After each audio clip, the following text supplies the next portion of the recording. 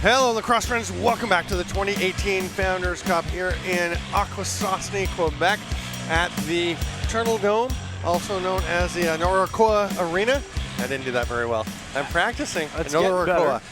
And I am Stephen Stamp, joined by Pat Gregoire. It is game 2 of day 2. This should be quite a battle. The Elora Mohawks, the Ontario champions, wearing their white with the black shoulder caps, or brown shoulder caps, we'll say, going right to left. And on the other end of the floor, going left to right, the Manitoba Blizzard, the Manitoba champions, kind of by default, because we were just talking to their owner, actually, Trevor, Terry Willems. Trevor or Terry? It's Terry Willems. And he was saying, yeah, there used to be a bunch of junior teams that just kind of fallen off, and they have had a group of players together that won the last two previous Rocky Mountain League championships. The referees there, you can see Cam Anderson from BC and Joe Catalano from Alberta. The substitute is Mark Thompson. The standby is Mark Thompson from Ontario. But this year they lost in the Rocky Mountain League playoffs, and part of the problem that he was telling us was they had 3 players have broken bones in that tournament.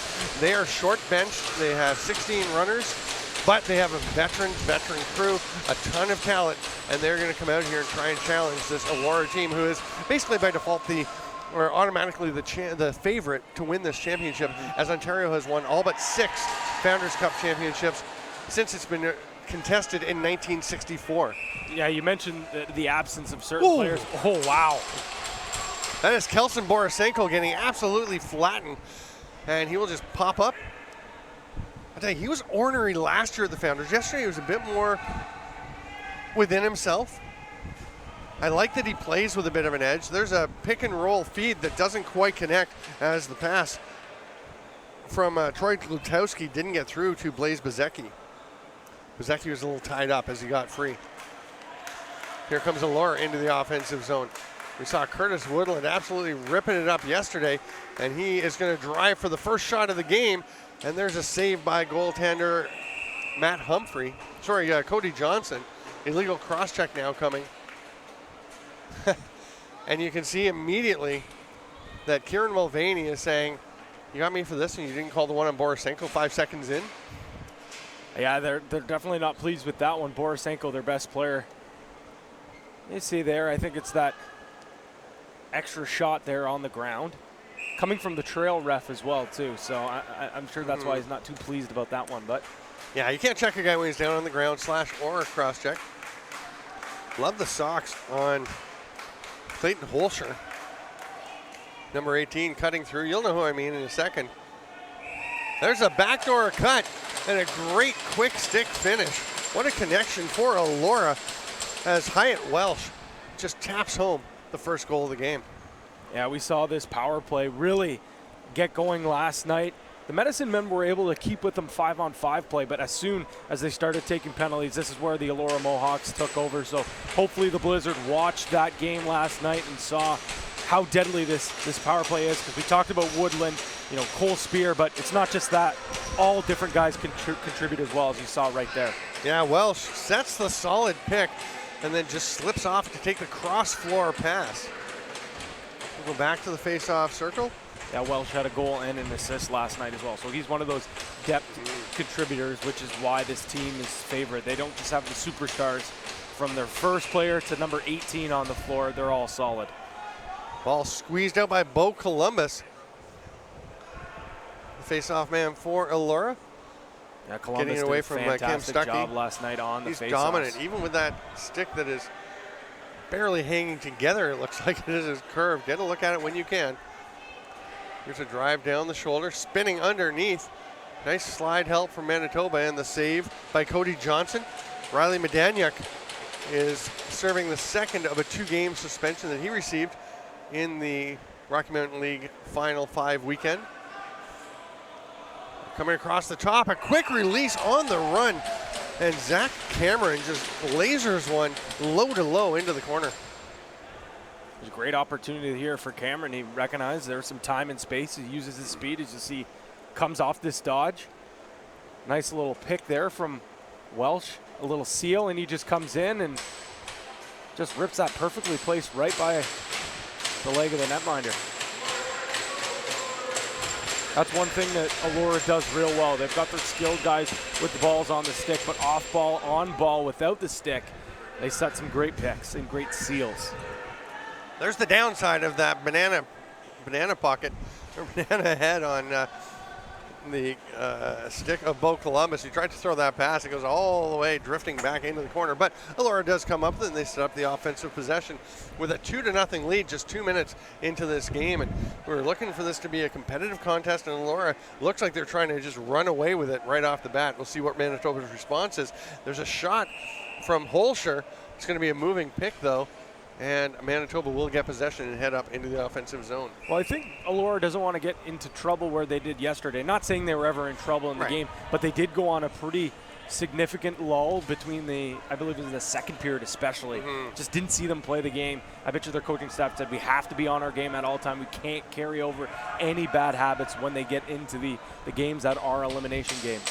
Yeah, I mean, they were up 8-2 after the first period last night against the Mohawk Medicine Men. There's a tackle, and Kelson Borisenko didn't see the closest official with his hand up, so he looks to the sky, but the trail official did have it, as it was a trail check. Clamping on there was Noah Labar. Shout out to everybody in Winnipeg and the rest of Manitoba who are joining in. Pleased to have you along with us here on JVI Sports Network. And here you'll see this, not much question. Labar just jumps up and goes to the box. He knows that one. And that's the thing. We've seen Borisenko do that so often. He's got that low center of gravity. He's so tough to defend. Defenders end up finding themselves dragging him to the ground because that's sometimes the only way you can stop him. Andy Zunn takes the pass over on the righty shooter spot. Borisenko had slipped behind the net. There's a shot from the lefty. That was Blaise Bezecki. Borisenko tries to pick that pass off. He almost got a piece of it, but Elora does get into the offensive zone. They've got 1:34 left to kill on this penalty. Saw Elora last night do a fantastic job, kill off a bunch of the Medicine Men penalties, then sit back, relax. Then when they get pushed out, they use their athleticism and run into free space, as you see right here. Hyatt Welsh was double teamed, but gets away from it. That's a killer for the other members of the penalty kill. Of the power play defense, who are trying to track down their guys, keep them locked off. Manitoba comes up with the ball and will run it into the offensive zone. A little short handoff there to Curtis Woodland.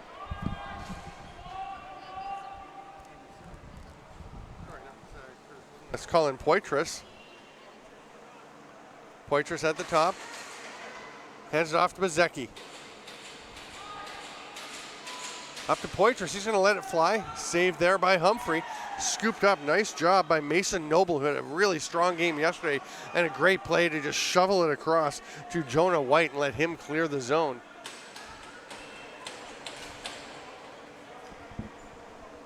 And of course, a shout out to everyone in Elora and environs, the Fergus area as well. Obviously big fans of these Elora Mohawks. Very proud of a club that got to the Founders for the first time since 2005. They won it in 2005. Yep. Did they not go again in? They went in, I believe it was 05, 04 back-to-back trips. Okay. Lost to the Green Gales at home in 04. I'll double check that. Yeah, it's been a while for Elora. It has been a while. Historic franchise, such a small community too. Oh, nice shifty move, but just missing the net there was Troy Glutowski. And here come the Mohawks. They've got a man off the bench. They hit him. Oh, great save. And then possession for sitting on top of Curtis Woodland as he was flattened. But boy, that's a perfect opportunity for Elora, having Woodland coming off the bench, but making himself big was Cody Johnson. Woodland has it. Gets through the D.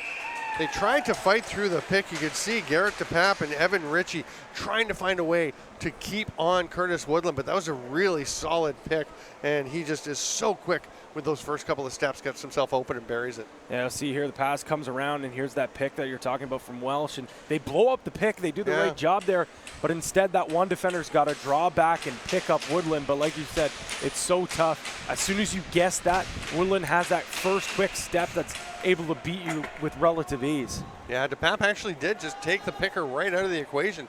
That shot drifts off the stick of Bo Columbus and off the backboards. Rolls out, and Elora will maintain possession. They lead 3-0. As we're just over 5 minutes into the first period, I'm Stephen Stamp with Pat Gregoire. And this is JVI Sports Network's presentation of the 2018 Founders Cup. We're very pleased to have you with us. Nice little spin move by Welsh, the dip and dunk, but the save once again. And boy, Cody Johnson has made a couple of saves that have kept this from being an even bigger margin. Manitoba has not come out to a very sharp start. Elora, meanwhile, taking advantage of all their opportunities. I believe Dean Seeley thought he went through the crease there because he was not picking the ball up, letting his teammate do it instead. Driving attempt by Cole Spear. And the ball is turned over. Picked up by Kelson Borisenko. He's looking around to see his options, decides the best one is to hang on to it for the time being.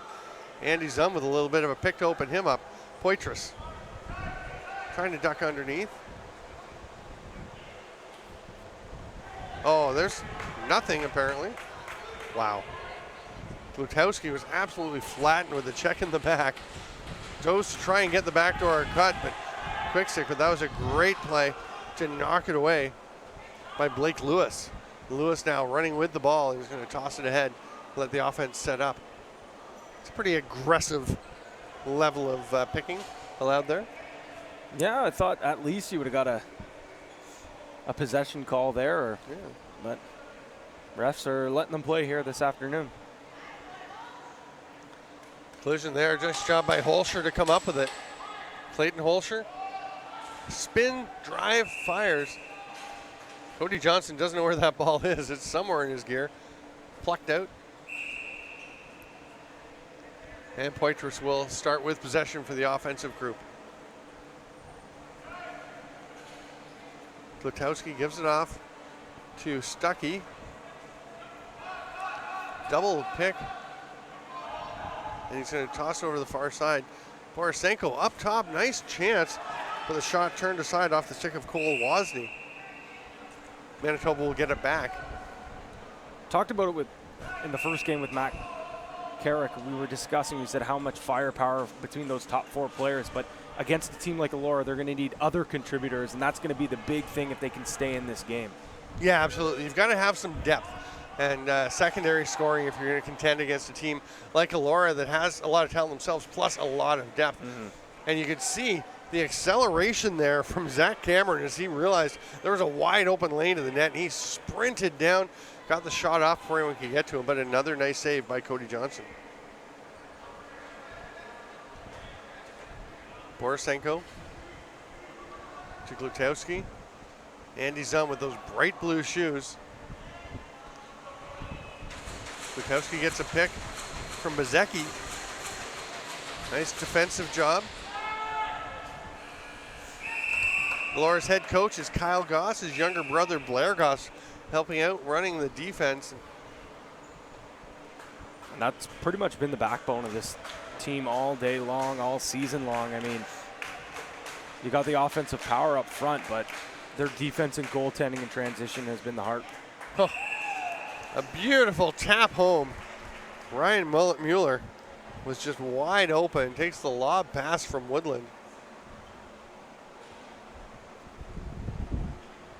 See on the replay here, just a little bit of a broken play, but that's just how good Woodland is. Picks up the loose ball, draws two men, and enough time on the crease there to make a sandwich before he quick sticks that in. Couldn't be more clear. You saw Matt Melito had to leave his spot where he had Mueller covered. There is the stick on the right. Look at how bent it is, and it will stay like that pretty much when it comes out. Great shot, guys, as we see the Bo Columbus twig.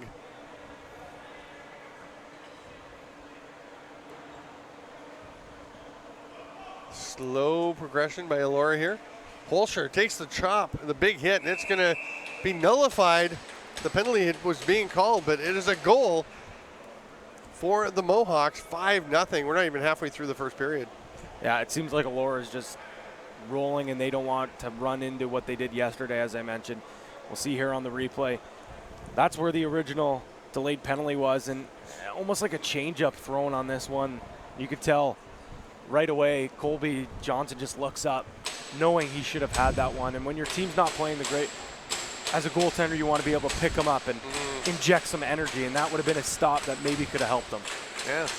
One of the reasons it's interesting, Galawate Mitchell gave us, who organized this tournament, gave us some interesting facts. And, we're thrilled that you're all enjoying the shows. And he was pointing out as what Manitoba moves into the offensive set, that the reason it's called the Turtle Dome is because from above it looks like a turtle. Yeah. The ceiling of the roof. And I have seen the pictures. It definitely has some turtle aspect. There's Colin Poitras fighting through the checks. Runs into another one. Could probably use to get some help here. And he'll toss it, but that one's going to get away.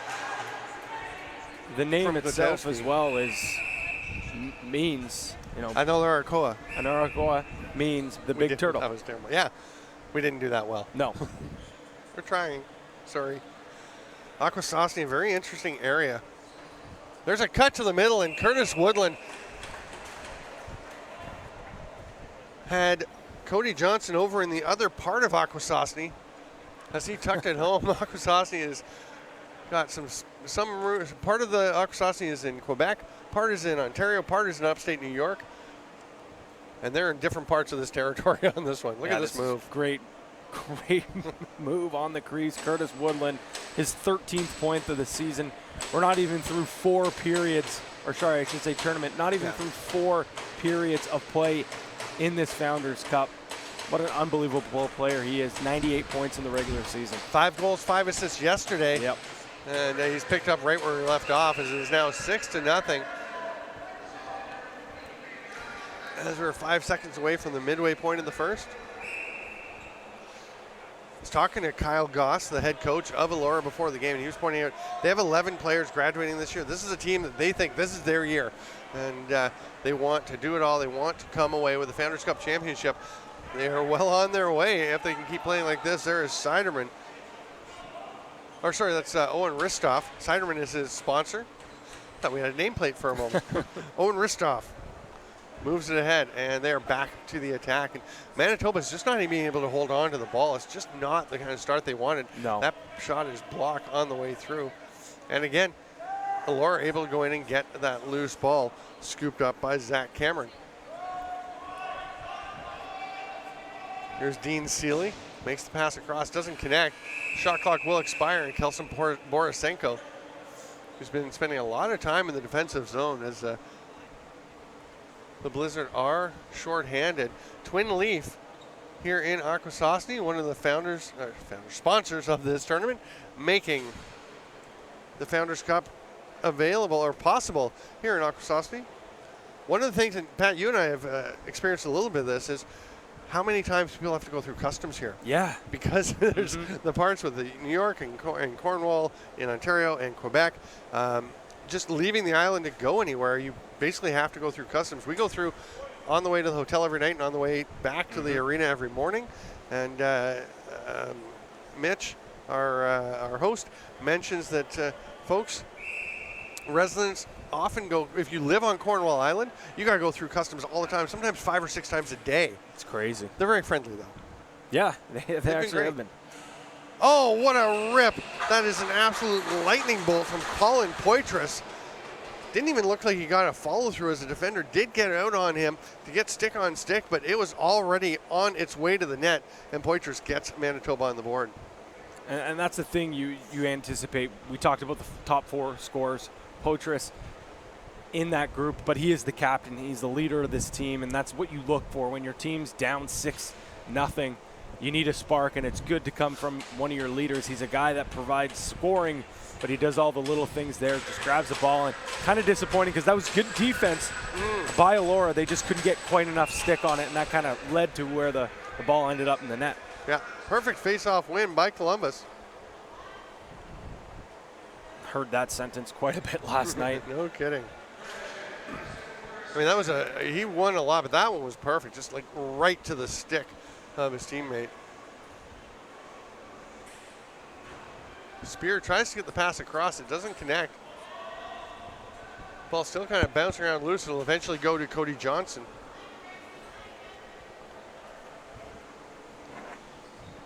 Long outlet pass. Lutowski hauls that in. Tosses it back up top. Bezecki.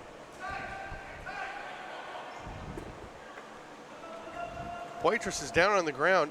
Nice duck underneath in the dive by Borisenko, and the ball is played. He is in the crease as Poitras picked it up, so it will be possession to the Elora Mohawks with 8:15 to go here in the first. Good to see this Manitoba team with a little more energy. It seems like that Poitras goal might have sparked something. There's a chance at the other end, though, and Clayton Holscher just rips that one down low and into the net, and they get it back immediately. Yeah, that's one of the great things this team has done all season long, especially in the playoffs, is when another team scores a goal, their ability to reply and their ability to reply quick, and that's what they do here again. Their captain replies from the other team's goal with a goal. Holscher with his second goal of the afternoon as well. Another face-off win by Columbus. 3-on-2. He's going to shoot. And again, he does not know where that ball is going when it comes out of that stick. That's a great stick for winning face-offs. Not so much for throwing the ball. But heads-up play by Manitoba to recognize that, you know what? Spread it out, take away the passes. Good point. And let them take that shot. We've seen it twice where he sailed it over the net. Holscher gets it back to Welsh. Two cutters right beside each other among the righties. Not sure they meant to do that. Mason Noble is mostly a defender, and he, I think, cut through with Cole Spear in his space, and he'll head off to the bench, get another forward out. Holscher. Oh, it just skips away there from Josh Rex. And Manitoba takes the ball. Josh Rex, one of those other depth player last night, had a big night as well. I think 2 goals and maybe 2 assists. So just so many offensive weapons on this Elora team. You can't just key on the top guys. Borisenko feeds it through a little behind the back. Almost got there by Glutowski, but it drifted just wide. Really scooped up there by Owen Ristov.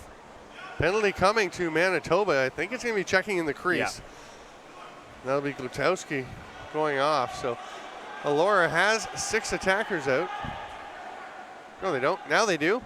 They pulled the goalie, but just at the last moment. There's the shot that goes a little wide. That'll blow play down. Glutowski will go for 2 or less for crease interference, and Elora will have a chance to extend their 7-1 lead. Yeah, this is just already snowballing here for this Blizzard club. The energy just seems so down on this bench, which is bizarre to see because yesterday, even at times where they weren't playing their best ball, their mistakes came from maybe playing too high strung. Yeah. Now there seems to be no energy on the bench. I know you're down 7-1 early, but with that being said, it's only 7-1 and it's only the first period. Oh, what a save by Johnson. Maybe that'll give him a spark as Woodland was stopped in his tracks. Ryan Mueller back to the top to Spear. Holscher will take it back from Woodland and give it back to him. They're playing give and go. And that just looks too easy for Ryan Mueller on the back door. The power play goal makes it 8-1 for Elora. Yeah, Mueller once again going to be a recipient of quite an easy goal for him on the power play. Just Johnny on the spot on the crease. This is just perfect ball movement. Once again, you see the throwback, set that little seal, and then even the little pick by Cole Spear on the bottom of that diamond penalty kill gives enough space to get that pass through, and we see another power play goal for this Elora club. Big battle off the faceoff, and again, Elora comes out with it. Jack Francis getting the ball for the Mohawks. Hands it off there to Nathan Bolger.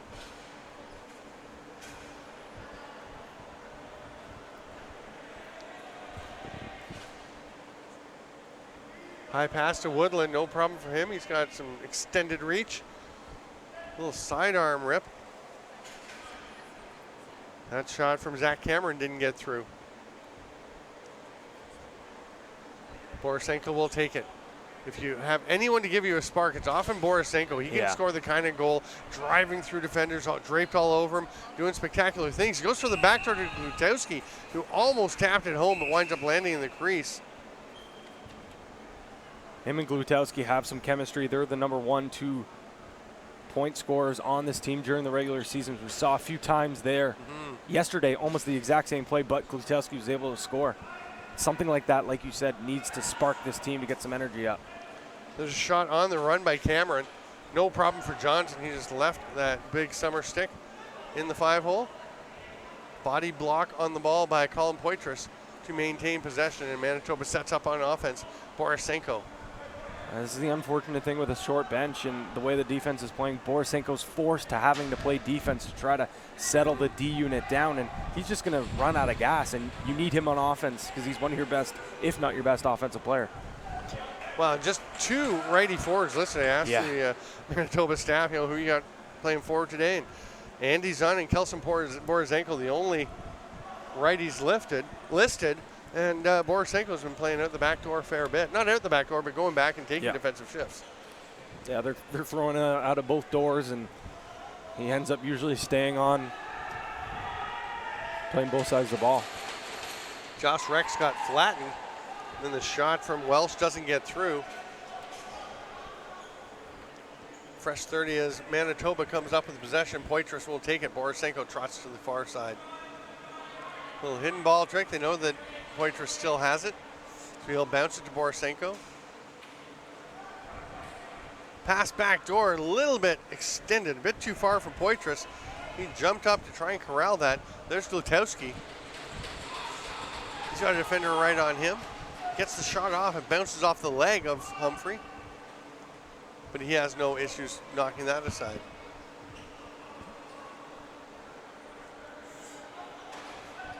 Shot right into the chest of Johnson. Manitoba comes up with it. Pass by Matt Melito. Moves it ahead, and Poitras. We'll see what they can do setting up in the offensive zone. Borisenko trots in with the ball. Comes to the middle, tries to feed it down low. He's trying everything he can to get the ball to their lefties. That time Cam Stuckey just not being able to connect. Seems to be a mix of the pass being very difficult to complete and the player not quite ready to receive it. There's a chance for Woodland. It goes high over the net. We're into the final 3 minutes of play here. And a chance on the run for Manitoba. They're going to have to slow things down. Yeah, you mentioned that. Borisenko looks like, oh, we have a break here. Yeah, it was just Poitras just lulling them to sleep and then seeing the chance. Comes in, now he scored.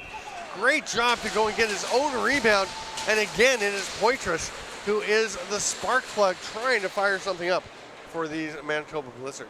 I mentioned it before, Poitras, a top 4 scorer on this team, but it's the little things here, sticking with it, fighting through a check, and then getting a hard-nosed goal as he gets smoked, taking that shot. He's going to readjust his equipment there. Sometimes you pay the price when you go inside. And that left knee, turf. Yeah, that's not going to feel good. Yeah, that's one of the downfalls of playing on turf. Yeah, that's why you see so many guys wearing tights these days. I mean, protect those knees, and that's why they only go down part way. You don't want to be too warm, but you want to protect your knees, because that's going to sting for days. Oh, yeah.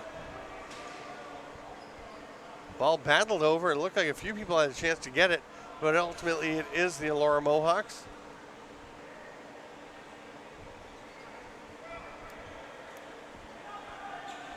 Cycling around and getting the pass through the middle, but it's stripped. Ball's on the ground.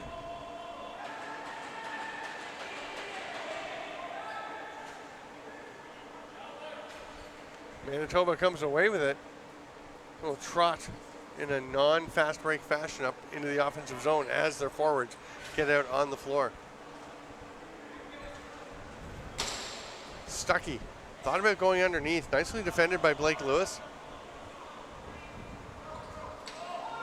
So Borisenko will try it from the far side. Ooh, pretty good shot. Thought it may have banged a bit of iron, sounded like. It certainly did sound like. I thought maybe went off that right-hand post on our left side, but the refs do have a better view than we do. Yeah. Yeah, right down there. A minute 20 to go here in the first.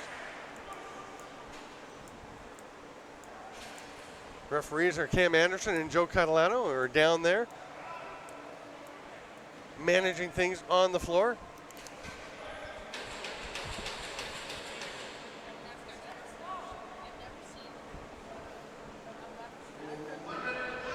into the final minute. Still 8-2 in favor of Elora. Pat Gregoire will be down on the floor to have a chat with Andy Zunn of the visiting Manitoba Blizzard, who may not be in the best mood as they trail 8-2 at the moment. They're hoping to get one back before the period ends. Poitras has both their goals, and he has all 3 of their goals. Maybe we should switch it up and talk to Colin Poitras. The hat trick for the captain makes it 8-3. The Blizzard trying to creep back in, and that's just a great change of direction there to get the ball to Poitras. And then he goes with the hard bouncer. Lovely pass by Akwesasne to make that possible. Poitras takes advantage.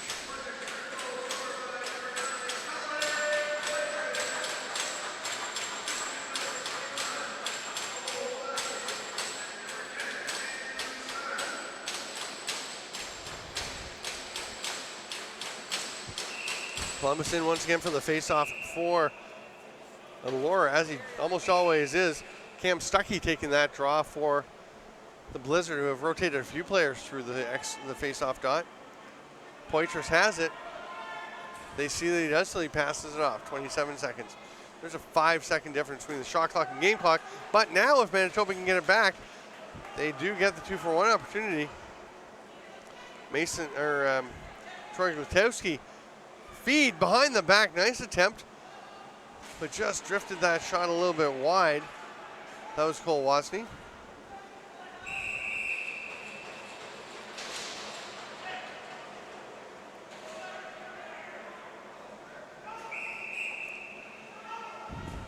Andy Zunn with the late period shot. He's got 1.4 seconds. He can try it again. Don't imagine they're going to give him a whole lot of room. You have to give him enough to get going. He'll just let it expire. The score is 8-3 for the Elora Mohawks over the Manitoba Blizzard through 20 minutes of play. I'm Steven Stamp here on JVI Sports Network, and we're going to head down to the floor shortly to Pat Gregoire.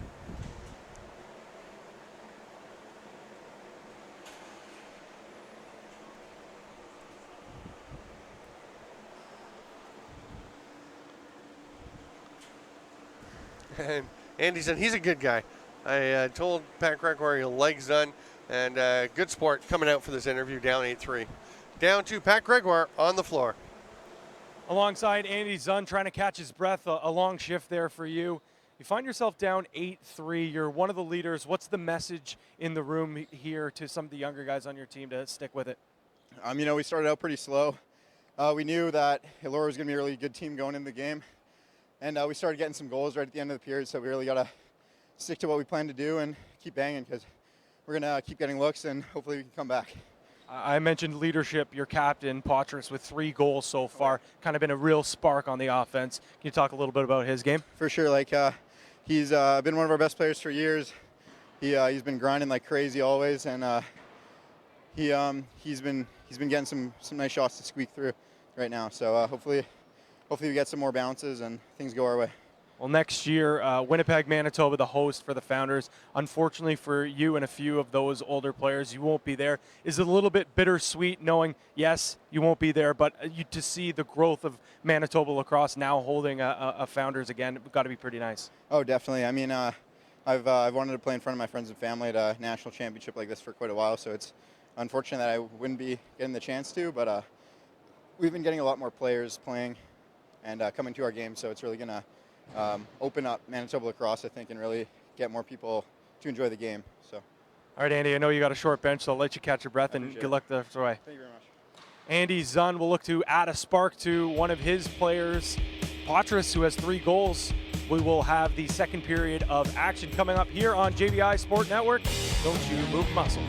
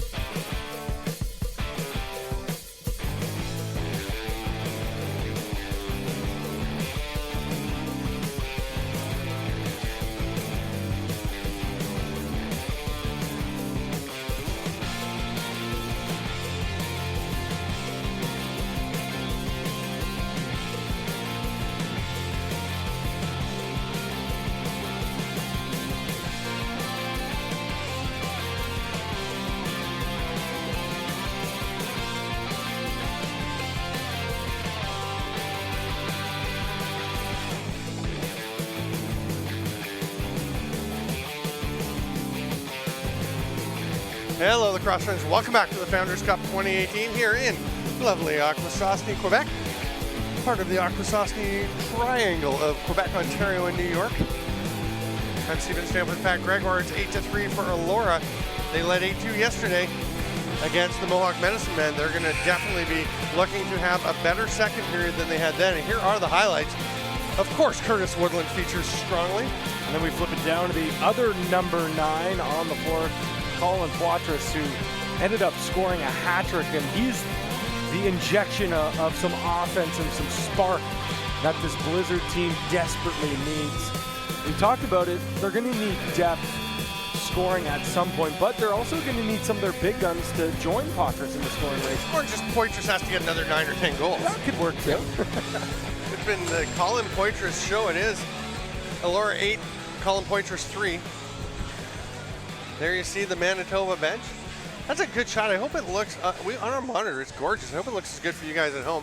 Please do interact with us at JVI Video. No, at JVI. Yeah, it's at JVI Video, the JVI Sports Network account. I am at Stamp Lax, and you are at P Greggy. 3 Yes, G's sir. in total. 3 total G's. I always say 2 G's to make sure they get the 2 G's in the second. I'm like, no, there's 3 G's. Realistically. Double, I guess maybe double G in the middle? Yeah. I Double like G. that.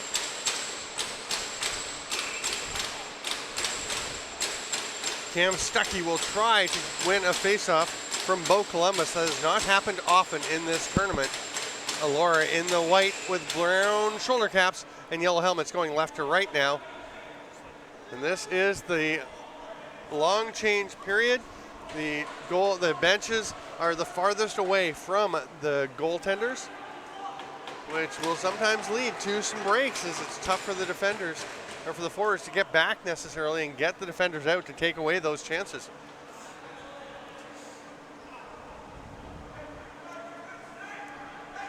No, wait, it's the other way around. It's messing me up even, having these benches on the opposite side. I spent my whole life with benches on opposite sides.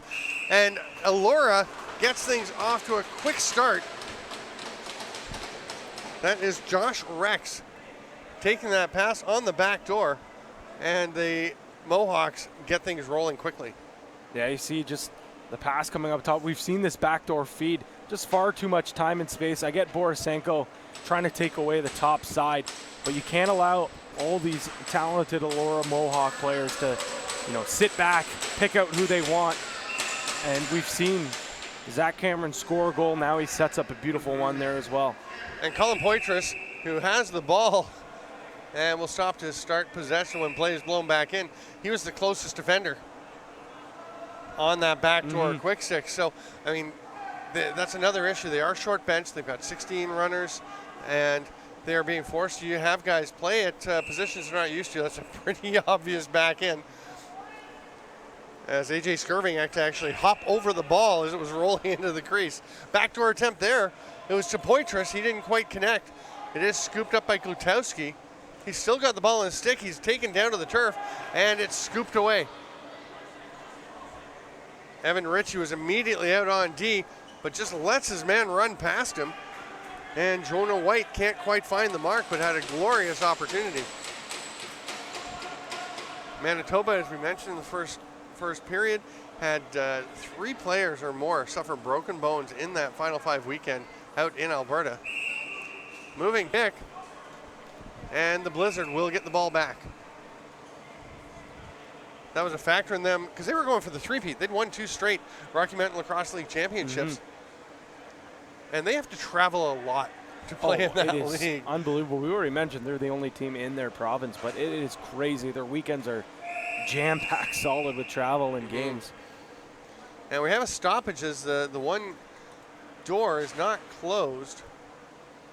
Now the official's locked out. There we go. Hey, it worked. Nice system. As he gets it moving.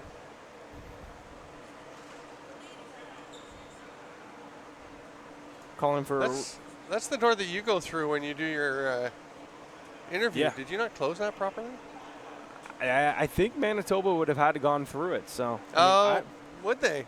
because think so. their room's on the far side. Oh, isn't it? maybe not. Maybe, yeah. Maybe that's on me. Pat Gregoire. It shouldn't be me who's controlling this door. Don't make excuses. Close the door behind you. Here's another chance for Columbus, and he gets the shot on target this time, but Johnson makes the save.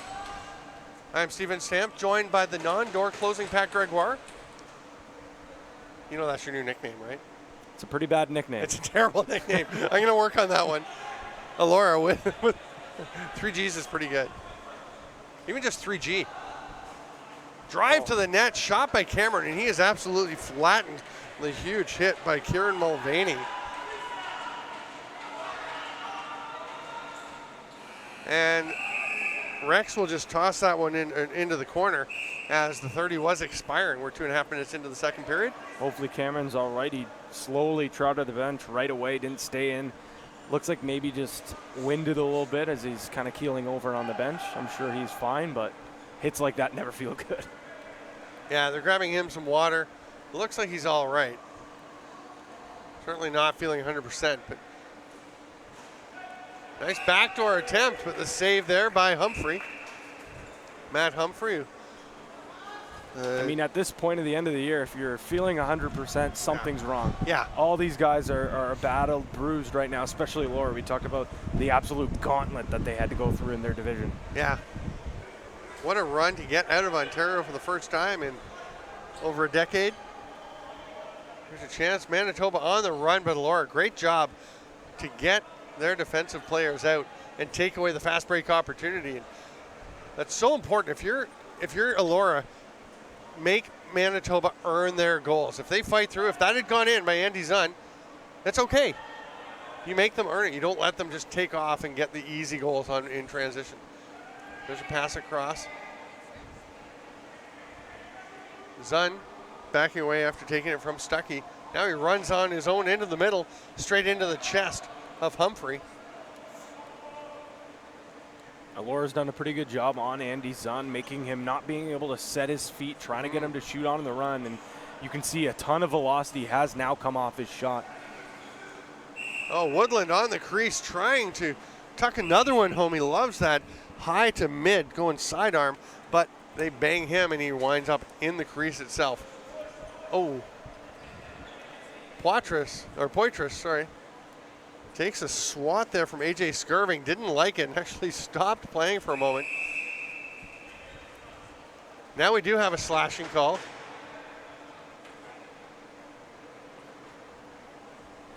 A lot of slashing calls in this tournament, as we mentioned in one of the earlier broadcasts. Talking with some of the officials, they did say that that's one thing that they wanted to make a point of emphasis, the slashes away from the ball that aren't involved in the play. Yeah.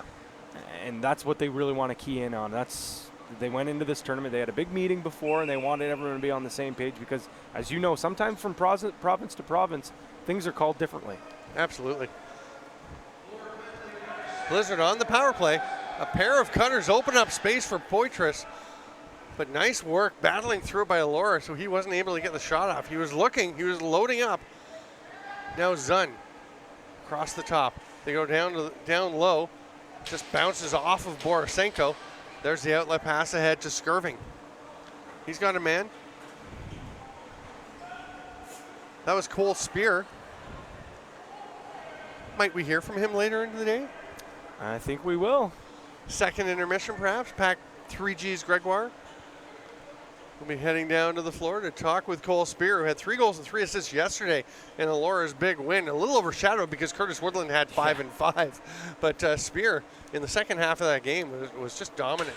Penalty coming to Elora, so a smart play by Poitras to let the shot go because that puts you up 5-on-3, gives you the maximum time with that advantage. And that's just a heads-up play by one of the smarter players on the floor.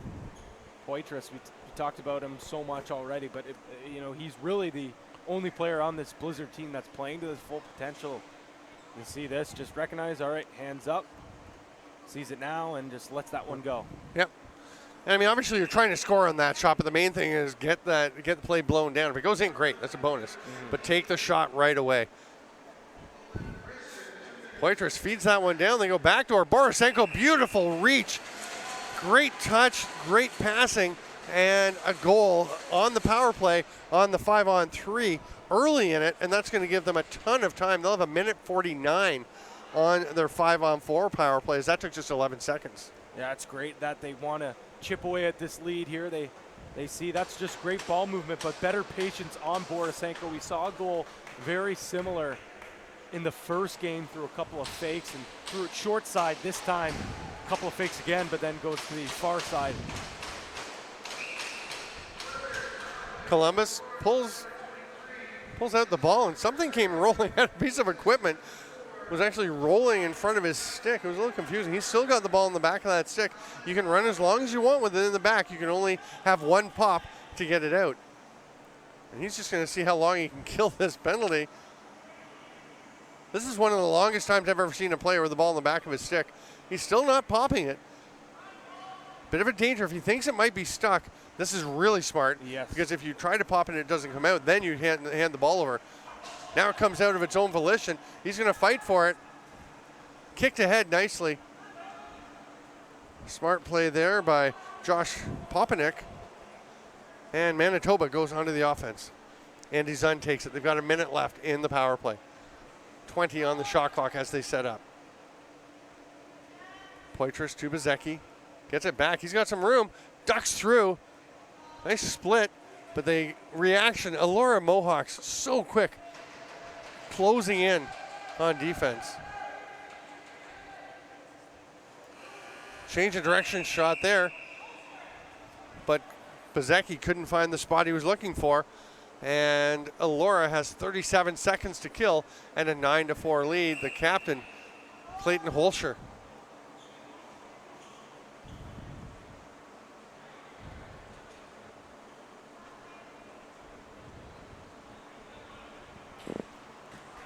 Holscher escapes. He's going to take a pass, actually, to Woodland.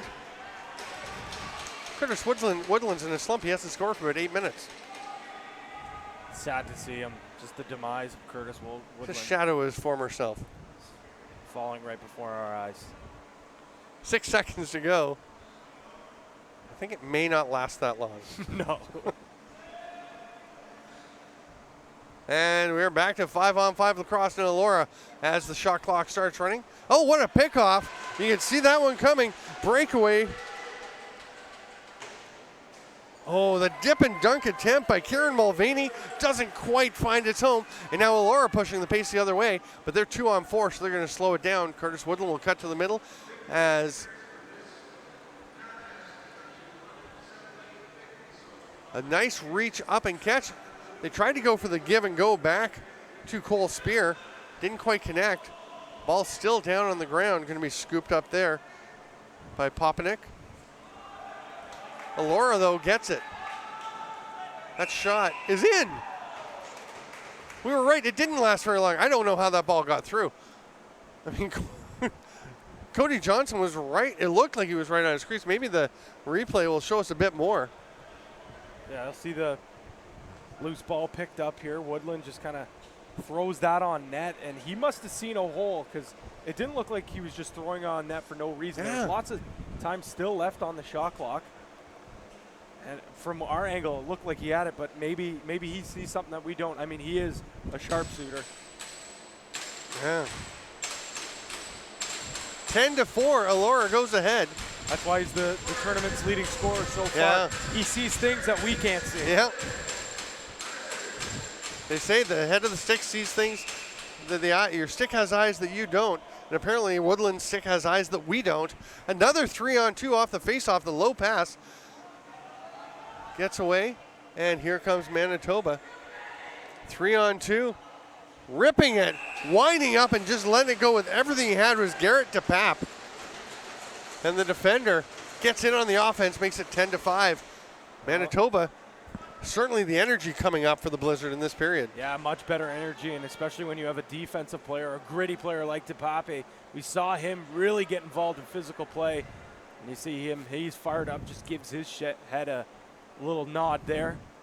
One of the grittier players on this team. Took a couple of penalties yesterday, but he always takes a couple penalties. But those he'll get into it. Those hard-nosed penalties, you don't mind them. Exactly. He kind of imposes his will on other players, but that's not a defender just getting lucky there with a shot. That's a shooter's goal right there. That's him shooting with everything he's got on it. Kyle Goss having a chat with the official. Just to emphasize something that he is seeing out there that he's not thrilled with. Cam Stuckey, Bo Columbus.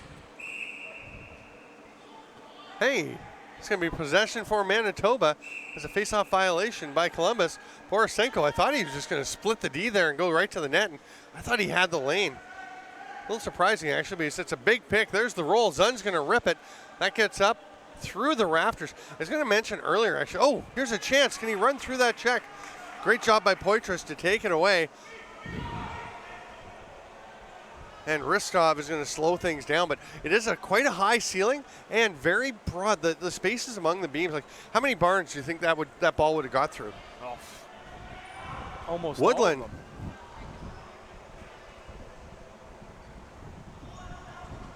Johnson just kind of drops the ball there. And a battle to come back. That was Evan Ritchie that managed to come up with possession. Boy, we talked about 11 grads on this team for Elora, and Manitoba has 9 or 10 grads themselves. Yes. That's a huge pick. And as I was talking to Andy Zun, it is going to be unfortunate. A lot of those core guys won't be there next year to play. Bittersweet. Obviously, you love to see the growth of the game in Manitoba and see. Nice little slip move. And the shot by Hyatt Welsh, you just can't find it. You can see the blonde hair flowing in the back of Welsh's helmet. This entire Elora team did dye their hair blonde. There's a chance on the crease. Oh, what a save by Johnson. I thought that Nathan Bolger had found a spot. But the save by Johnson, and he will get up. He is getting worn out, and there's no relief for him as he is on his own. Riley Medaniak serving the second of a 2-game suspension. So Johnson is the man. If he got hurt, they'd have to put somebody in the gear. There is the look at the Twin Leaf logo here in Akwesasne. And they are one of the sponsors making this tournament possible and making it possible for us to stream all the games, bring them to you live and free here on JVI Sports Network. I'm Steven Stamp with Pat 3G's Gregoire. And here's the replay. Well, here's that beautiful save. You talk about Colby Johnson earning that water break.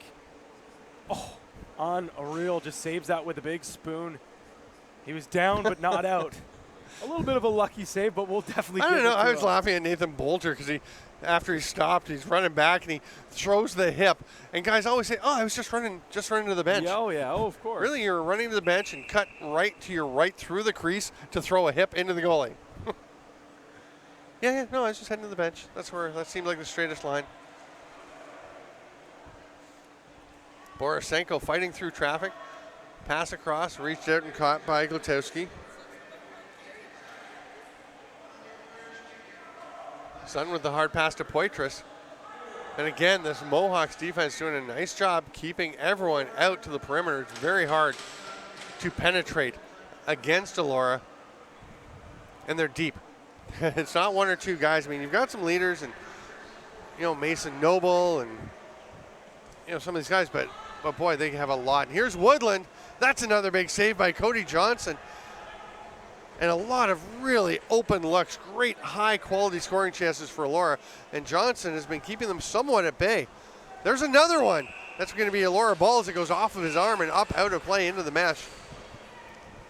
The Mohawks get it right back. Spear off the check. Twister. Can't get that one. And the Blizzard look like a tired team at this point. They're hanging in by getting some goals, but on the defensive end, they really seem to have a tough time holding Elora off. Yeah, and it's almost impossible to hold off Cole Spear. And the big thing for me is the Blizzard there. That's them being lazy, using the slash rather than coming in, playing the body, get a cross check down. But like I said, Cole Spear is such a dynamic player. He's finesse, but he's got a big body as well. Yeah. Just kind of bowls his way through and throws that little pretty twister at the end to boot. Here comes Bo Columbus again. Nice bounce pass. Maybe that's the slow evolution. And Jack Francis, just like I was pulling back my sentence, he had tried to pull back that pass because he was throwing it to Bo Columbus, who had just turned and headed to the bench.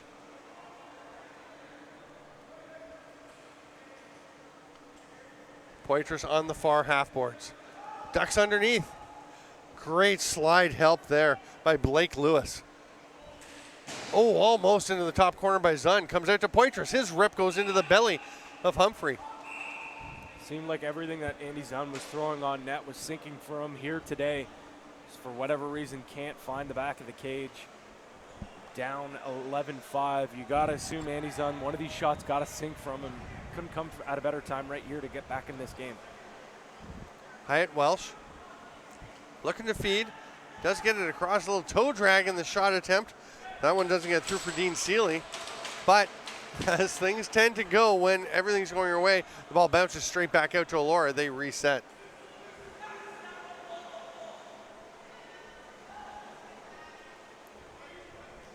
Again, possession for the Mohawks. Oh, there's a shot that almost goes in right off the post, and they're going to call it back in.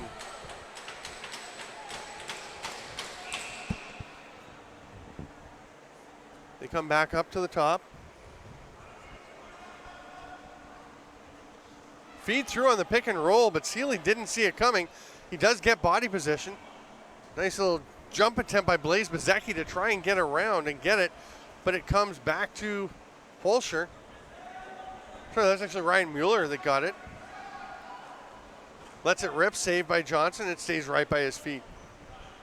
Johnson really starting to find his game here. A couple of huge saves in the second. And that's what you need from your goaltender when your team's going through a lull. Keep you in the game with a couple of big stops. Allow your offense to figure things out. Poitras spins away with AJ Skirving all over him.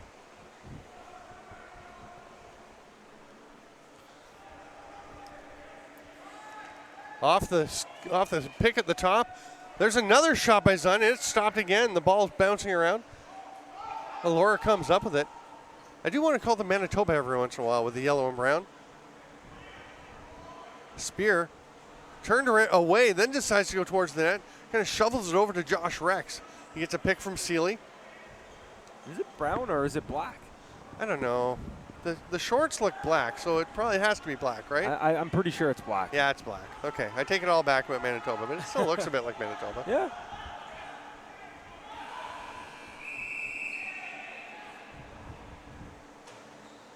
"30-second violation will hand the ball back to the clearly blue and white Manitoba Blizzard. Yeah, there's no confusing that jersey there. No. I like these Blizzard jerseys. I said it yesterday, I'll say it again. Both these teams, or all these teams in the tournament, all have pretty sharp uniforms. Yeah, the jersey game is strong. Poitras trying to spin off a check. Nice strip. Great job chopping down on the stick by Jack Francis. He's off on the run. He's got a man coming off the bench. He's going to shoot, though. Beautiful finish, and Francis, great job of using Ryan Mueller off the bench as a decoy and then skips it through the feet. And Andy Zunn was trying to take away both the pass and the shot and just didn't work out. Yeah, Francis picks this up. Like you said, he kind of looks off, uses that as a decoy. And a beautiful fake, makes it look like he's going to go upstairs and far side. Instead, throws it downstairs. And as soon as he shoots that ball, you can see Johnson tries to close up the legs, but it's just not enough time. Andy Zunn actually did a decent job. I mean, he did really commit to taking away the pass, which is the most dangerous thing is the guy coming off the bench, especially if you let Francis throw it late. So sometimes you just got to ask your goalie to make that save. But then again, Cody Johnson's made about half a dozen terrific saves of late, and leaving him all alone naked against Jack Francis was pretty challenging. Here is Borisenko to Zunn. Nice little arm save by Humphrey as we near the final quarter of this second period.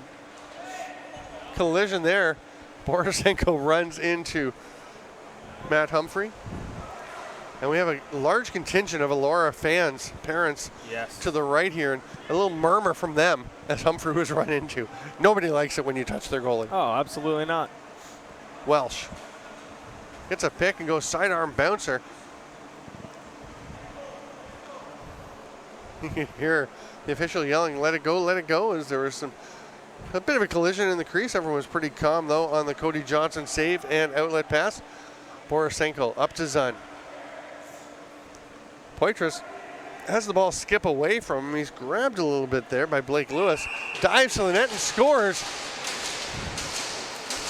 The Colin Poitras show continues. What a game this young man is having.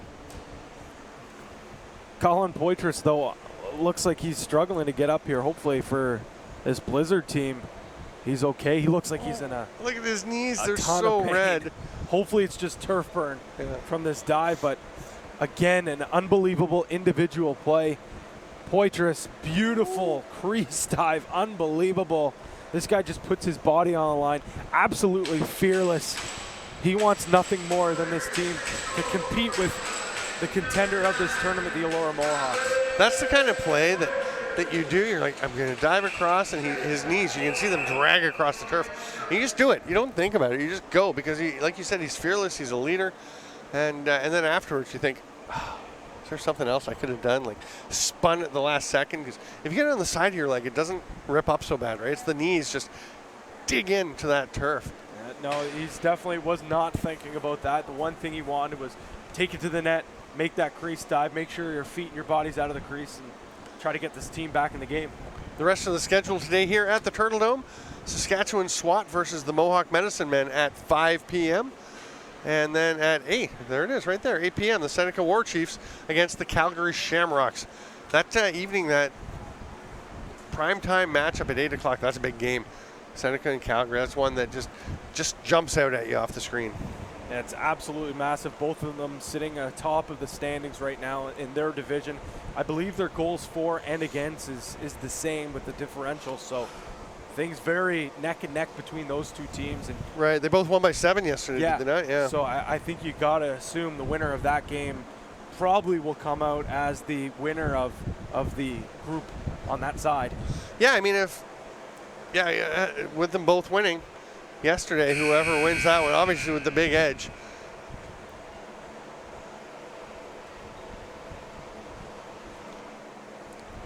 Timeout is over for the Blizzard. We've got 4:22 to go here in the second period, and a 12-6 score.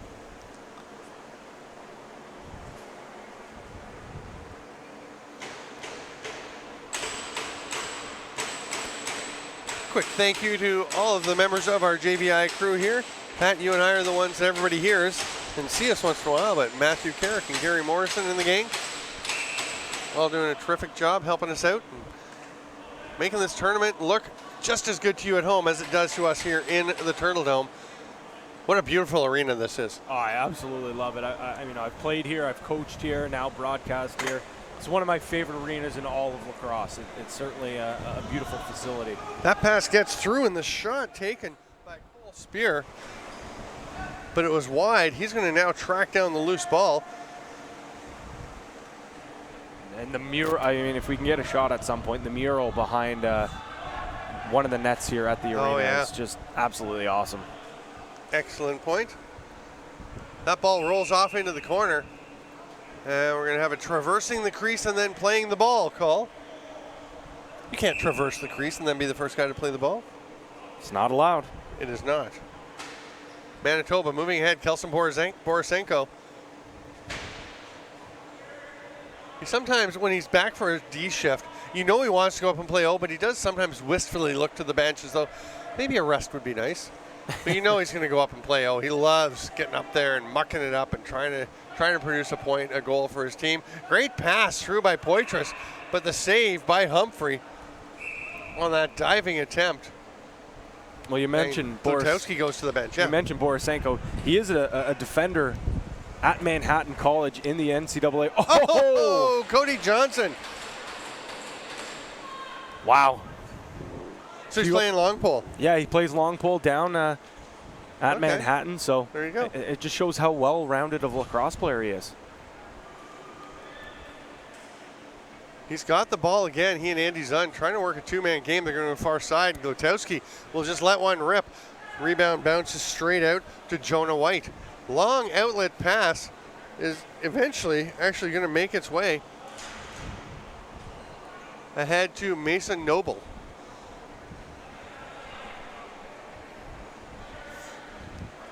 Noble handed it off. Here's Curtis Woodland. He steps around a pick. Huge rip, and that's going to go off of the top of Cody Johnson.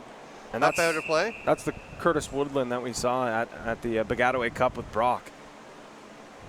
Using his athleticism, that dodge, just a little step and plant.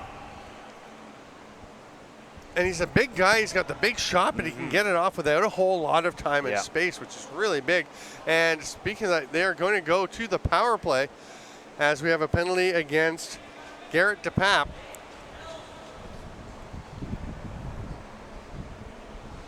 So the penalty killers will head out for Manitoba. Kelson Borisenko, one of them. Go ahead. I was just going to say on the replay there, you see the hit was fine. It's then that follow through throw to the ground where he was going to sit down for 2. Will Lutz and Kieran Mulvaney, the high men on this penalty kill. You got Borisenko down low alongside Taylor Ritchie. And they get the ball knocked loose, but it's going to roll straight back out. Holscher will hand it off to Woodland. 10 seconds left on the shot clock as that never got through. So Woodland will just rip it. That one bounced off the stick of Taylor Ritchie. Now Taylor Ritchie and Evan Ritchie are brothers, 7 and 13. And I'm going to lose Pat Gregoire for the remainder of this period as he heads down to prepare to interview. So stick around as we go to the intermission break. I'll carry the west of the way, and you can see that very visible cradle. Still hanging on to it, and being dragged to the ground, drawing a penalty by the Mohawks. It's going to be Owen Ristov heading off for the illegal cross-check. What an effort there by Cole Wozni, and he paid the price.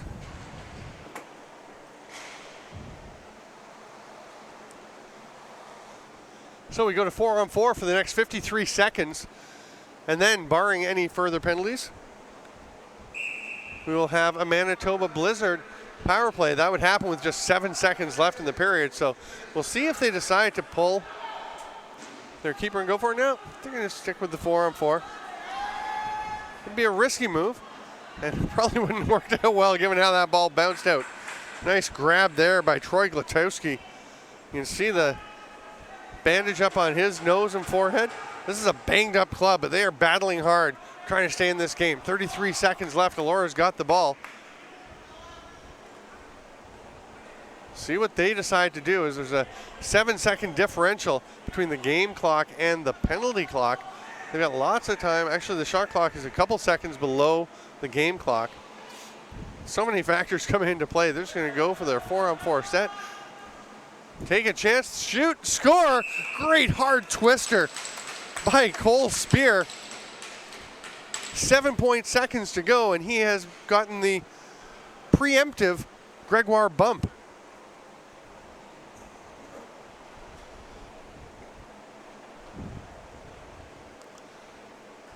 That is a hard twister. You see those hands just flipping right over each other. And just like that, it is 13-6. And that is actually a shorthanded goal because the Manitoba power play, or the Manitoba penalty had just expired. This penalty, or this period will expire as well with the score 13-6 in favor of Elora.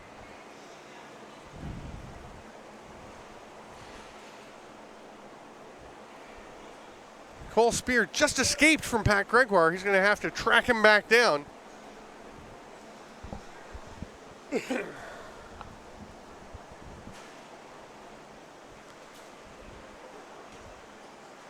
Remember the rest of the schedule today, 5 p.m., Saskatchewan SWAT versus the Mohawk Medicine Men.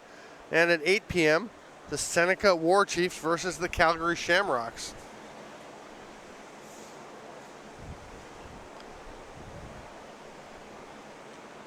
Spear is returning. I think he just had to deal with something momentarily. Now he's back out and joining Pat Gregoire. They're heading to the middle of the floor, so they will be in perfect camera range for our fearless leader, Gary Morrison. And we go down to the floor to Pat Gregoire. All right, thank you very much, Stephen. I'm joined alongside Cole Spear. Cole, now 2 games in a row we've seen you guys coming out firing in the first and a little bit of a lull in the second. What do you guys need to do in the elimination games to not avoid those lapses in the second period? We're coming out hot because first time here for everyone, so everyone's excited to play in all the games and stuff. But I think if we get up on those leads, we just got to keep the hammer down and not let teams try and crawl back into the games.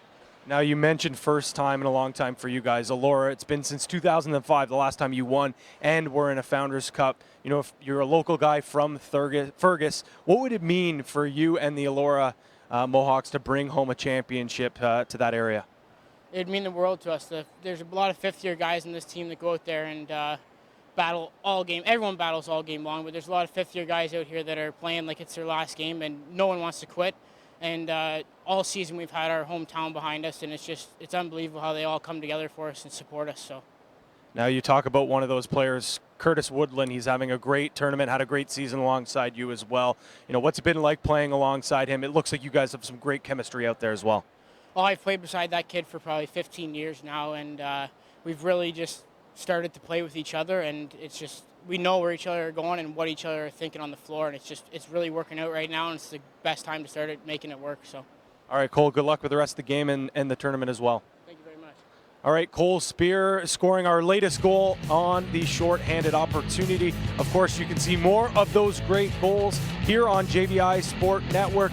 We will be back after a quick break.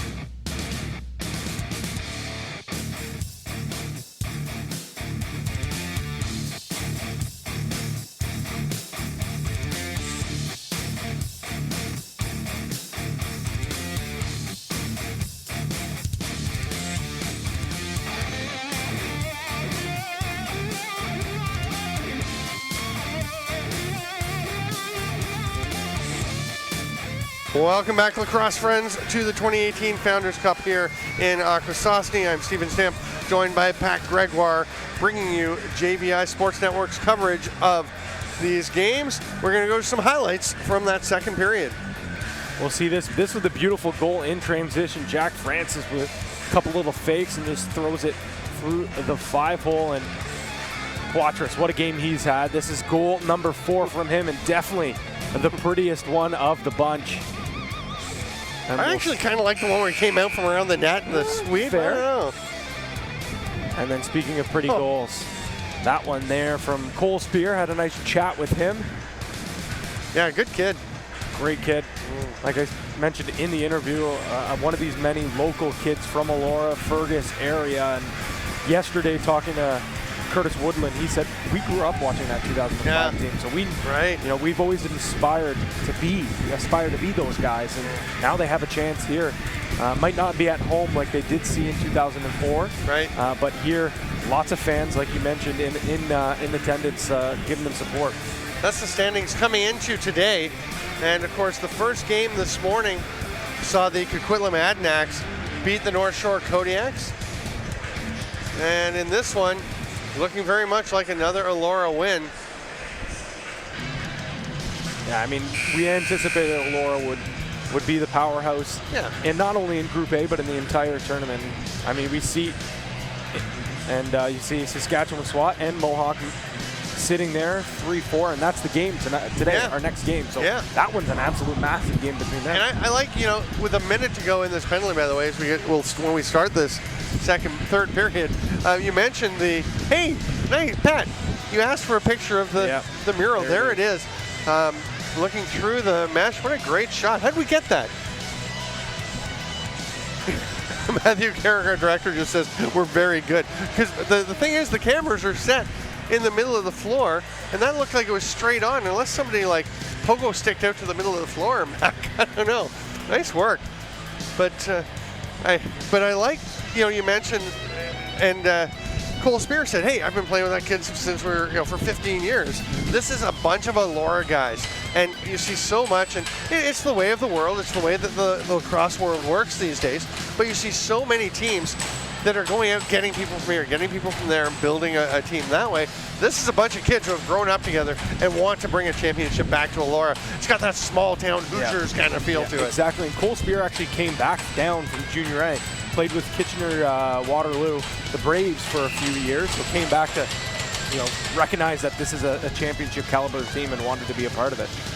Yeah, and I mean, there are people who would say, oh, you should play at the highest level you can. Well, maybe, but these are all your friends that you've been playing with since you were, in many cases, 3 or 4 years old.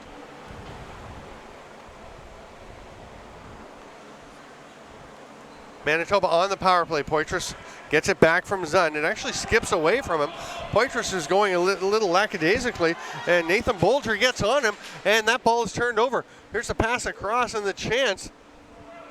Some fancy footwork there by Jonah White, and he wisely pulls it back out. 18 seconds to go on the Elora penalty.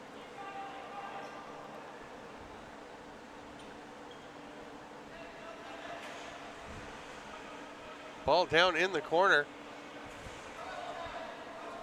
And the stick comes right out of the hand of White, and eventually it is turned over. But the penalty has expired. We're back to 5-on-5 lacrosse.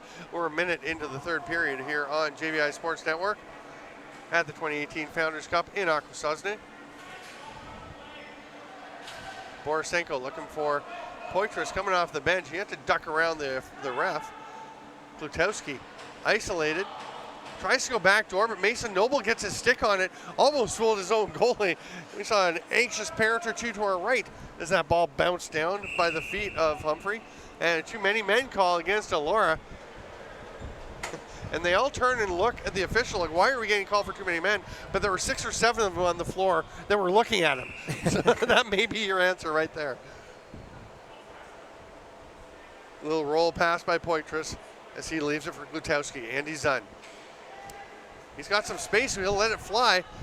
Stopped by Humphrey. And a little outlet pass. Andy Zund, 0 goals on the board so far for him, but Not for a lack of chances, that's for sure. Probably his 5th or 6th shot of the game. Manitoba gets the ball back.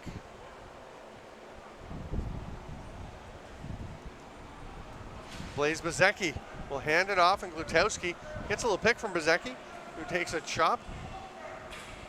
Zun to Poitras. His shot goes high. It's going to roll back over center.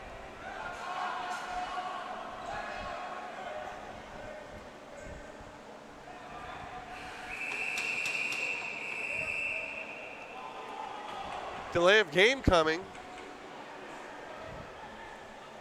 Kieran Mulvaney It's going to be an extra. throws his palms up. Unsportsmanlike coming? Yep. That's too bad.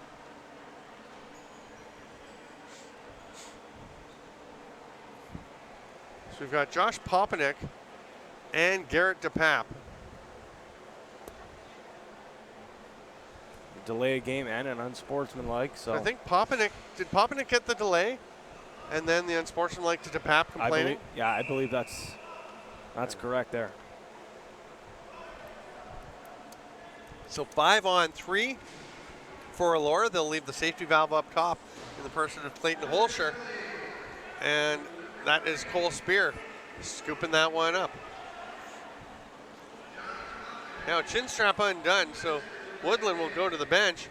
And as he's getting there, it's a little quick stick on the back door by Ryan Mueller.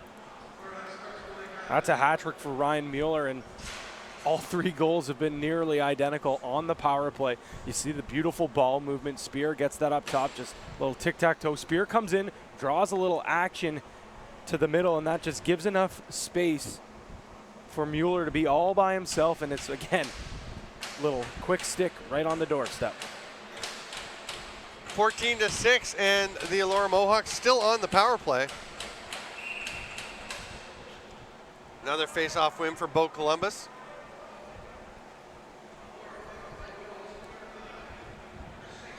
Jonah White will get it ahead. And Dean Seeley moves the ball. Woodland back out with his chin strap firmly attached. Spear, give and go, right on the crease. Goes back door, may have handcuffed Dean Seeley a little bit. Possession foul, and Manitoba will advance into the offensive zone. Will Lutz, one of the alternate captains, hands it off, and they get it back to Borisenko. Takes a look at Poitras, decides to run to the far side to create some space. 52 seconds left on the penalty. Spin bouncer. Borisenko trying to play a bit of a pool shot through and didn't quite connect. Would have been pretty lovely if it had. Creative pass there from Borisenko. We've seen him, score a bunch of goals, but he does have a lot of playmaking ability, like that, like you said, spinner bounce pass. Woodland, hard shot from the top, and Johnson makes that stop. 25 seconds left in the penalties, so Manitoba can kill it fairly. I see, I'm so used to the 30 running again. I was going to say they've got time to kill it, but they can kill it if it's 10 minutes long. Poitras going for a run around the top. A lot of white and black shirts in the way. And that will do it. Poitras flirting with a little bit of danger. He was stepping right by the restraining line as the penalty was about to expire. Feel like they'd probably let him go there, but you can't, if you're wondering, you can't step outside the restraining line when you're shorthanded. It is a possession violation and a turnover. And that's a possession that you're totally fine with taking. Bo Columbus throws that hit. Yeah. It's taking away a very prime scoring opportunity. Mason Noble getting upset with his number 4 counterpart, Troy Glutowski. And it looks like Glutowski's heading to the penalty box. Delay of game. So after Elora had the 5-on-3, or after Manitoba, yes, Elora had the 5-on-3, and they're going to go straight back to the power play. And we talked about it yesterday in the Medicine Men game. If you want to stand any chance against a top team like Elora, you have to limit your time in the box, and that's just simply what Manitoba hasn't done today. You allow too much opportunity for the skilled shooters of this Mohawks club, and they've made them pay, and they'll continue to make them pay. Oh. I was going to say it's prophetic, but it was not even before it happened. It was as it was happening. You're saying they're going to make them pay, and Ryan Mueller is tapping home yet another goal for these Mohawks to make it 15-6 with 15:02 left. And the body language on the Manitoba Blizzard, they are a tired team. They've been getting beat up. They've got a lot of injuries. You can see they've got some guys banged up here, and they just do not have a lot of jump. We saw them start to battle back in the second period. They actually started to climb into it a little bit, got a couple goals, and then Elora just so good at responding that it just sucks the energy out of a team. I mean, you know what's coming. When the ball's at the top on the power play, they send that seal through. You know that pass is coming to the back door, but they just haven't been able to stop it. 4 goals now from Mueller with the exact same play. Yeah, he's got 4. 4. Wow. 4 power play markers. Wow. Borisenko will leave it there for Zun. They've got 10 on the shot clock.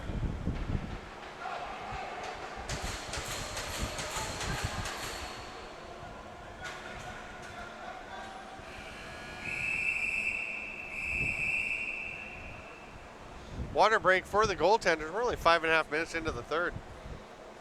Take some water out to them.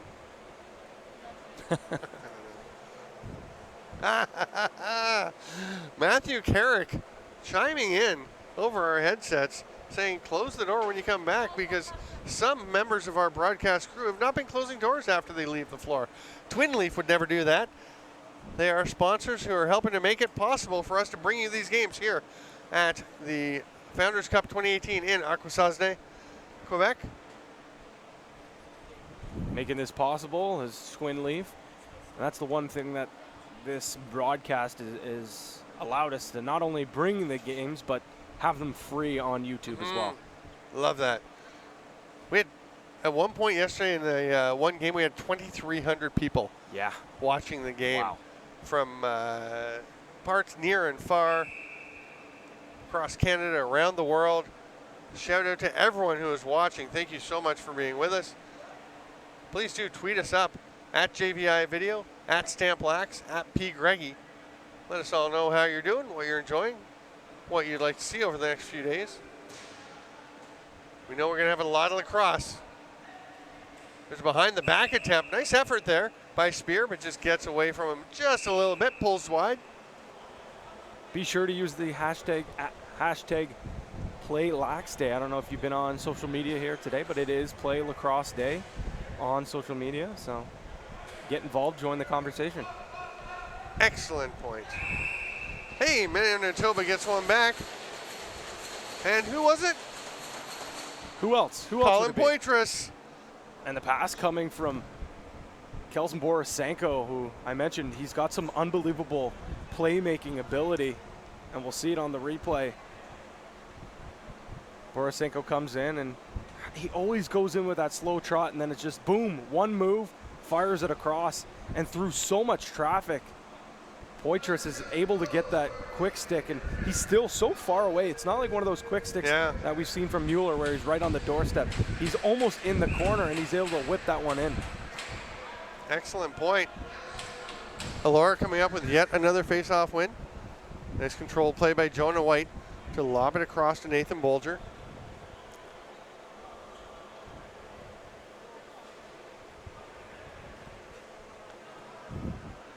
Big screen set, and Curtis Woodland uses it. And that equal credit, I would say, to Clayton Holscher with the beautiful seal and Curtis Woodland. I mean, what else can we say about Curtis Woodland?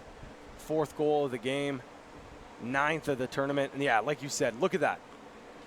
Drawing 2 men to not allow to get out to Curtis Woodland.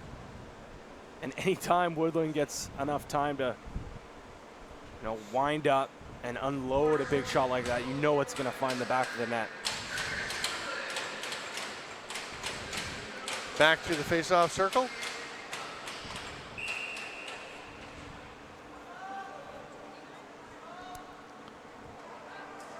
It was Kieran Mulvaney battling for it, and Manitoba will come up with the face-off win. Plutowski. Too many men on Manitoba. So we'll go back the other way.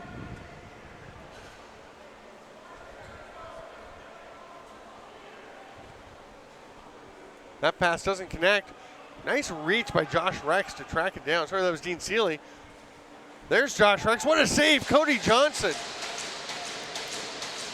Great stop by Cody Johnson, but you got to think if Josh Rex quick sticks there, that's going to find some twine. Yeah, I mean, there are times where you've got to, you know, if you don't feel like you've got it in the stick. There's a pass to the cutting Borisenko, but I'm not sure he ever actually saw that. He had somebody right on top of him. Penalty coming up again. Delayed call. And Elora has possession. 16-7 they lead.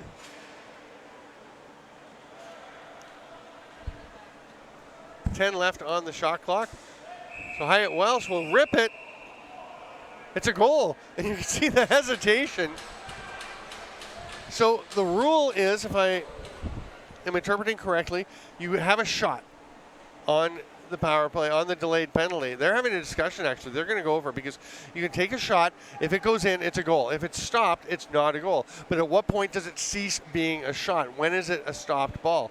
There's our referees, Cam Anderson from BC and Joe Catalano from Alberta, having the discussion. No goal.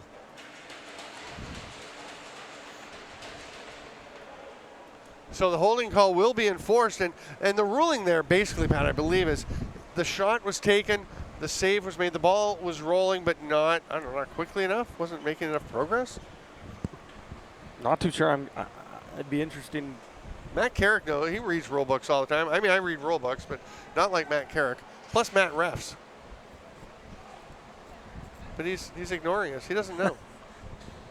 I'm gonna find that out. I'd like to find that one out for sure. Got to give Joe Catalano a shout out for that stash he's rocking on the floor as well. Pure beauty. I'm trying to think who it is. An old NHL defenseman, Harold Snepps. Wow, nice reference. Thank you. Manitoba gets the ball back. They're going to go into full-on penalty kill mode. Actually, thought about going to the net as Cole Wozni had some space, but they do lob it back up to Poitras. He's 1-on-2.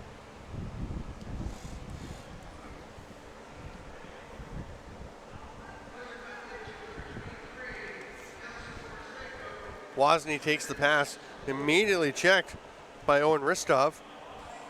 Poitras is heading to the bench. He needs a bit of a rest. Hard to blame him. They're short-handed. I mean, short-benched with all the injuries they've suffered. Hopefully he gets a nice ice bath after this game. There's a holding call. That was Noah Labar just bulldogging his man down to the ground. So with 57 seconds left in the Borisenko penalty, we will go to 4-on-4. And at that point, when it expires and Borisenko is released, Manitoba will go to the power play, barring any further breaches of the rule book. 11 minutes to go here in the third period. Lots more lacrosse to come today. 5 o'clock. We have the Mohawk Medicine Men and Saskatchewan SWAT. There's a spinning attempt at a shot. Doesn't quite get through from Kieran Mulvaney. And Elora is just going to pull it out. You can hear one of the Elora fans yelling, "Hold it." They get it. Okay. Oh, they've pulled their goalie. Oh, there's a delayed penalty coming. I did not see. Cam Betalento. No, that's not it. The referee with his hand up. Twister. Cole Spear trying to recreate his earlier goal. Yeah, that was a near exact same move that he did brings it across with a face dodge and then throws that twister. But how about the power behind that twister shot? You hear the booming of the boards. No kidding, right?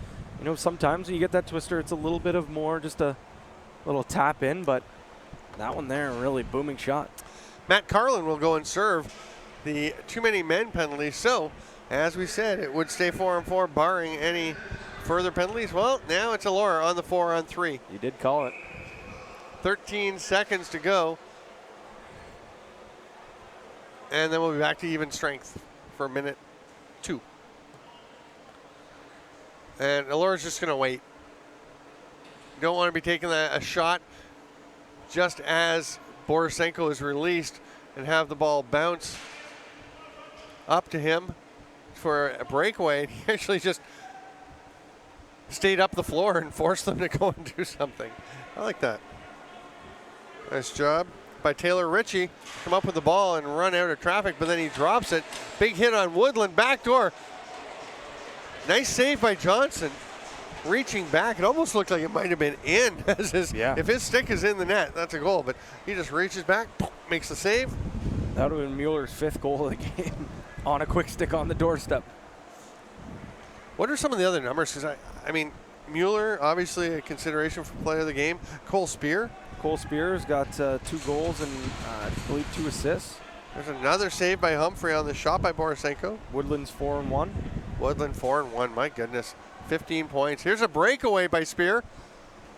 And the diving shot. May actually want to just pull that one out, Cole. Love the effort, but maybe a better decision is just go for a bit of a trot.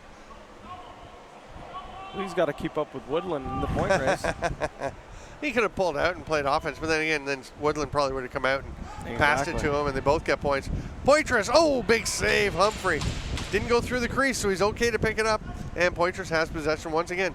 Carrying it in one hand. You can't run over there, and he doesn't. Great job to flick it ahead, but then nicely handled at the other end by Noah Labar. Pass along the boards, and Josh Rex looks up to the scoreboard. 9 seconds left in the too many men penalty that's being served by Matt Carlin. He gets out, and Elora will go to the attack once again as the shot clock is down to 5 seconds. A little short arm. I think we know who's it's going to be for Manitoba. Yeah, if it's anybody other than Colin Poitras, then the balloting system is off kilter. Yeah, 5 goals, 1 assist. Could have more than 1 assist. That's just on my count here. He's been unbelievable. Absolute heart and soul, that leader. And you know, Manitoba, somewhere in their mind, back in their minds, they're already thinking about tomorrow night when they play the Medicine Men. Yeah. The Medicine Men find a way to pick up a victory in that game. Tomorrow's game is even more important. Yeah.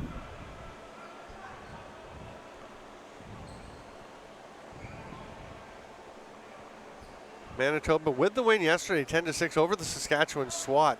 Of course, they can afford a loss and still get into the gold medal contest semifinals.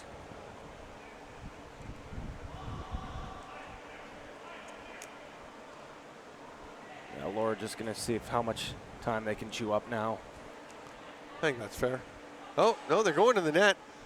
And then a little backhand flip pass by Zach Cameron. And the ball is scooped up by Josh Popenick. He's going to turn back towards the bench and hand it off to Klutowski.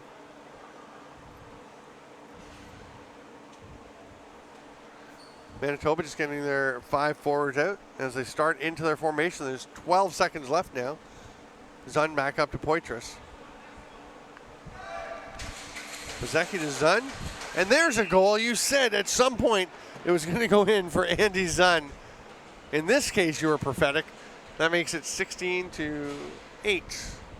Has the rain broken? Because here comes the Zun. Finally, he gets a goal, and finally I can use that brutal, cheesy line. I love it so much. Just a beautiful outside shot from Andy Zun. Yesterday, 3 of those all booming shots from the outside. You see a big smile on him. He's thinking, finally I get one. Like I mentioned, not for a lack of trying. He had 5, probably that was his 6th or 7th shot on net today.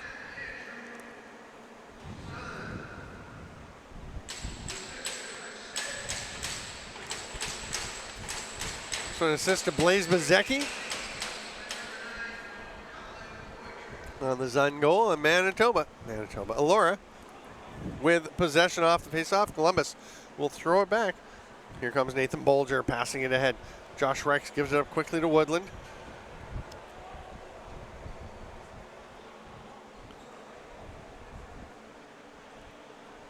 And Ontario Junior Field Lacrosse chiming in, saying they vote for Ryan Mueller. I think that's a pretty good call. Yeah. I'd be with that. I'd be good with that. Tough to argue that one.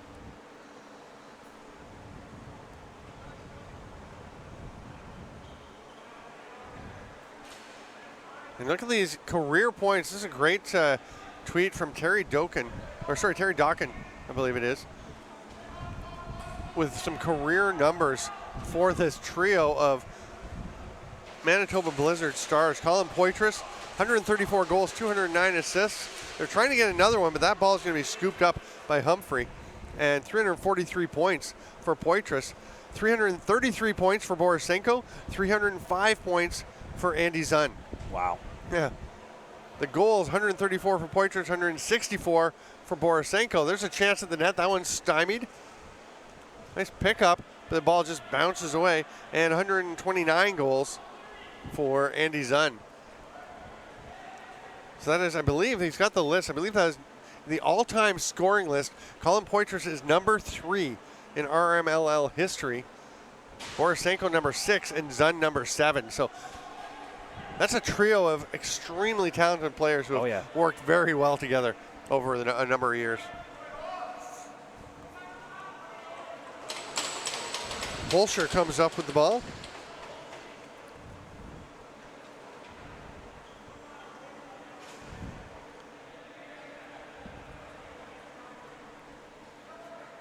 And thanks for the kind words, everyone. Glad you're enjoying the broadcast. We certainly enjoy bringing them to you. Behind the back attempt, as Cole Spear was looking to find the far side. 4 seconds on the shot clock. Woodland, sidearm in. That's 5 goals for Woodland, right? 5 goals, 1 assist now for Woodland. He's already got one of the Player of the Game awards, the actual. Well, we'll go find out what it is that they receive. I'm not 100% sure. But Woodland, just that Brad Self sidearm. It's a thing of beauty. We saw him do that, like I mentioned, when we watched him with Brock University at the Piscataway Cup. Just throws that face dodge, brings it across, and then boom, the little sidearm. And a lot easier on that release in the field lacrosse game with a little more net to shoot at. But, I mean, even with the small net here in the box game, he's still able to pick the corners.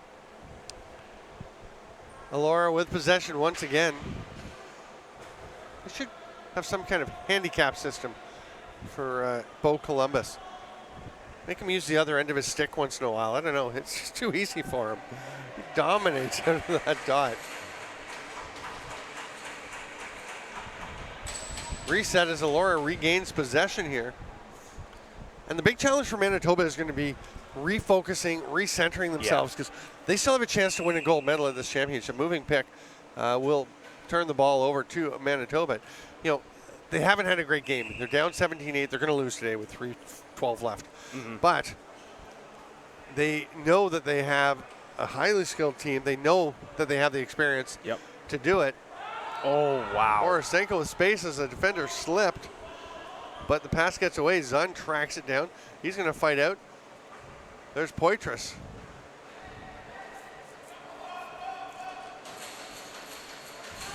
So they are actually, Matthew Carrick just saying they're behind Saskatchewan in goal differential. Of course, Saskatchewan still has a game to play against the Medicine Men today. So if they win that, so we'll see how things play out. That's going to be a big game, because whoever loses the Saskatchewan Medicine Men game, really, that is dire consequences for them in terms of a chance of getting into the medal round. Whoever wins it still has a shot. Manitoba will play the Medicine Men tomorrow as Saskatchewan and Elora will meet.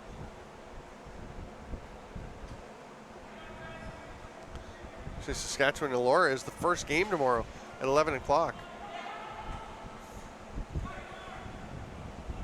Glutowski's going to let one go. A little sidearm shot that pulls past the near side.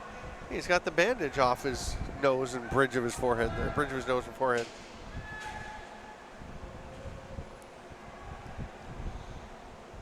Long outlet pass slash shot as the shot clock was about to expire. And Elora takes possession. We're into the final minute and a half of this game, almost. So we talked about how Matt Carrick's a big rule book guy. Did he find it? He did find it. So it's the completion of play.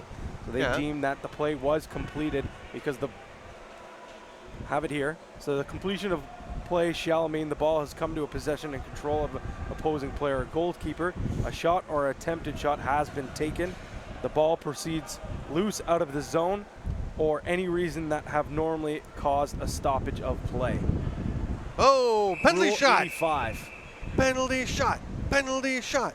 Sorry, we're just chanting for a penalty shot because that'd be fun. In this 17-day game with 1:03 to play, it's not going to be a penalty shot. It'll just be a holding call against Blake Lewis. As he dragged down Borisenko. I don't think the play was completed. That's a penalty shot. Don't you think? It's not really a breakaway enough. No, I mean, he's not even on his right side. No, I don't okay, think so. that's fair. That's fair. But what about the stoppage of play? Do you think the play had stopped? The ball was still going. I think, well, I mean, when the official blew it down, I think the play had stopped enough for him to think that it was. It was in the net when he blew it down. No, he blew it before it started trickling. Yeah, it was rolling towards the net. Yeah. Here's a chance for Woodland. There's a save by Johnson. It does say when a shot is taken. What's that? It does say when a shot is taken. Yeah. Right, so the shot's been taken. At what point is that shot over? I guess that is where the judgment call really comes exactly. in. So yeah, I guess. I don't know. I think you could have went either way, to be totally honest. Luckily for the official, it comes in a game where one goal, isn't make or break. Yeah. 12 seconds to go. The final score today will be Elora 17 and Manitoba 8. Unless Manitoba gets a goal, because we've had a turnover. Ball handed to the Blizzard.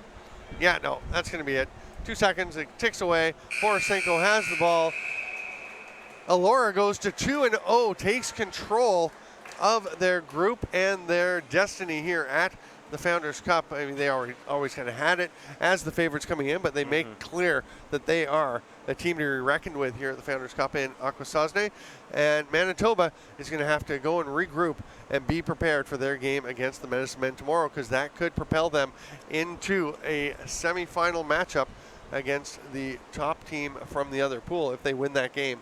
And you assume that Elora, well, not assume, but if Elora does take their game against Saskatchewan tomorrow, which, I mean, they're going to be favorites in that one, that would get Manitoba into the medal playoffs. Yeah, which is right where they want to be. I think Manitoba, I think they got to think, you know what, now our playoffs start right now. Yes. You're 1-1, let's 100%. start fresh. Let's start fresh. Going forward, we have to win out, and if we win out, we'll put our way into this next round. Handshakes are happening. And then we will have the player of the game presentations. Thanks everyone for being with us here in this Elora versus Manitoba game. Steven Stamp joined by Pat Gregoire and the rest of the JVI Sports Network crew.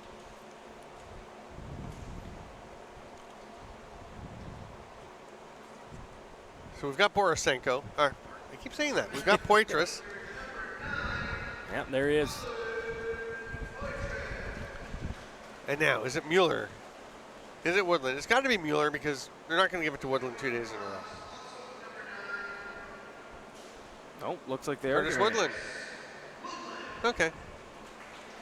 I'm cool with that. I mean, so am I. I don't mind when you get multiple game MVPs. Yeah, he was great. 5 goals and at least 1 assist. He's going to have a lot of those medals by the end of this week. hopefully for. So that's it. We've got less than an hour Yep. until our next game. Let's go have a break and see what happens.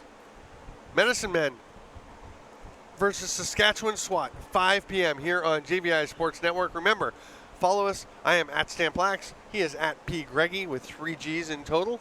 And at JVI Video is the mother of all JVI Video Twitter accounts.